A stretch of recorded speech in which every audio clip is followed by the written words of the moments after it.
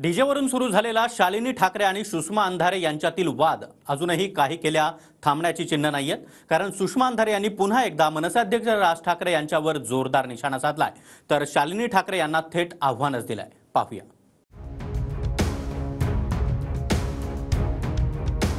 पण एखाद्या बड्या नेत्याच्या नातवाला त्रास होत असेल आणि तिकडनंच रस्त्यावरून जर मुख्य रस्त्यावरून मुंबईच्या मिरवणूक जाणार असेल तर मात्र बडा नेता स्टेटमेंट करेल। हो, इतकं कानाजवळ डीजे वाजवू की तुम्हाला खरंच अंधारेबाई अंधारच दिसेल। फार इच्छा असेल तर, हौस असेल तर दिवस वेळ ठिकाण तुम्ही ठरवा राव, माझी निशस्त्र याची तयारी आहे। बडा नेता कुणाला म्हणतात, धापाच आमदार धापाच खासदार असल्यानं उगाचच काहीतरी जोडण्यात काही अर्थ नाहीये।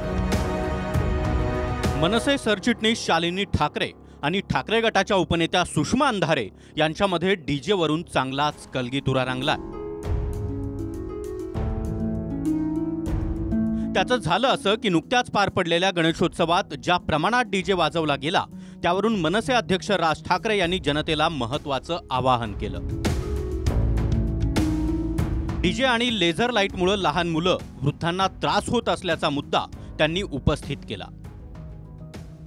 राज ठाकरेंनी ट्विटरवरून आपली भूमिका मांडल्यानंतर सुषमा अंधारे यांनी त्यांना चांगलंच डिवचलं। एका मोठ्या नेत्याच्या नातवाला डीजेचा त्रास झाला म्हणून लगेच चर्चा, असं म्हणत अंधारे यांनी राज ठाकरेंना टोला लगावला। एखाद्या बड्या नेत्याच्या नातवाला त्रास होत असेल आणि तिकडनंच रस्त्यावरून जर मुख्य रस्त्यावरून मुंबईच्या मिरवणूक जाणार असेल तर मात्र बडा नेता स्टेटमेंट करेल। आणि मग बड्या नेत्याच्या नातवाला त्रास होतोय, अहो बड्या नेत्याच्या नातवाचंही आरोग्य चांगलं सुरक्षित राहिलं पाहिजे, तेही मूल सुरक्षित असलं पाहिजे, पण त्या मुला इतकेच गोरगरिबाचे मूल सुद्धा सुरक्षित असले पाहिजे। कृपया याची नोंद घ्यावी, नुसते दुपारी उठून कसे चालेल। सुषमा अंधारे यांच्या याच वक्तव्यावरून शालिनी ठाकरे संतापल्या आणि त्यांनी सुषमा अंधारेंना त्यांच्या कानाजवळ डीजे वाजवण्याचा इशाराच दिला। त्यावर नांदेडच्या मुद्द्यावरून तुम्ही सरकारच्या कानाजवळ डीजे वाजवण्याची हिम्मत कराल का, असा खोचक सवाल अंधारे यांनी केला। एक तर मला पहिला प्रश्न त्यांना विचारायचा की डीजे हा विषय मध्ये त्यांना इतकं काय लागलेलं दिसतंय। इतर पक्षाच्या लोकांनी पण ज्यांना हे विषय कळलेला आहे त्यांनी ह्या विषयाचं स्वागत केलेलं आहे आणि कुठेतरी हेच त्यांना झोंबलेलं दिसतंय, त्यामुळे मला आज त्यांना हे बोलावं लागलं।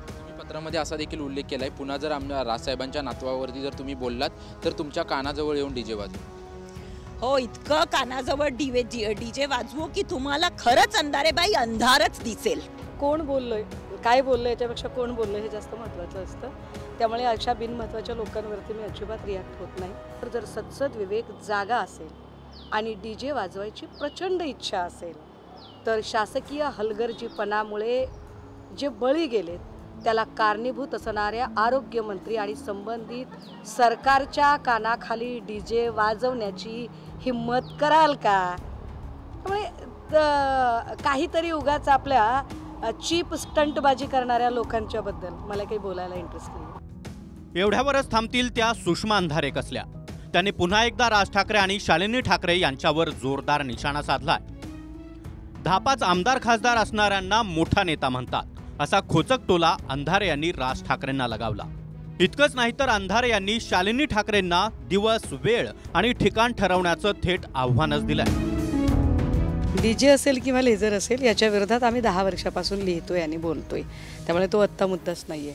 उगाच बादरायण संबंध जोडायचे आणि आम्हाला बोललात तुम्ही बडा नेता कुणाला म्हणतात, धापाच आमदार धापाच खासदार असल्यानं उगाचच काहीतरी जोडण्यात काही अर्थ नाहीये।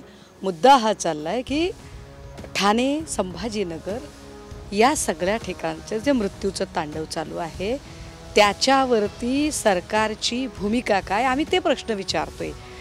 उलट त्याच्यावरून लक्ष डायव्हर्ट करण्यासाठी जाणीवपूर्वक हे नेहमी असे होतात, उपकंत्राटदारमध्ये लुडबुड करतात। खरंच मला या सगळ्या भानगडीत पडायची इच्छा होत नाही, पण तरीही जर फार इच्छा असेल तर, हौस असेल तर, कारण चीप पब्लिसिटीसाठी जी लुडबुड चाललेली आहे त्याच्यामुळे दिवस वेळ ठिकाण तुम्ही ठरवा राव, माझी निशस्त्र याची तयारी आहे। मला या सगळ्या भानगडीत पडण्यात अजिबात इच्छा नाहीये, माझा मुद्दा क्लिअर कट आहे। सुषमा अंधारे यांनी राज ठाकरेंवर केलेली ही बोचरी टीका आणि शालिनी ठाकरेंना दिलेलं थेट आव्हान, यावर आता मनसे नेते काय भूमिका घेतात अंधारे यांना कशा प्रकारे प्रत्युत्तर देतात हे पाहावं लागेल. Bureau report, TV9 Marathi.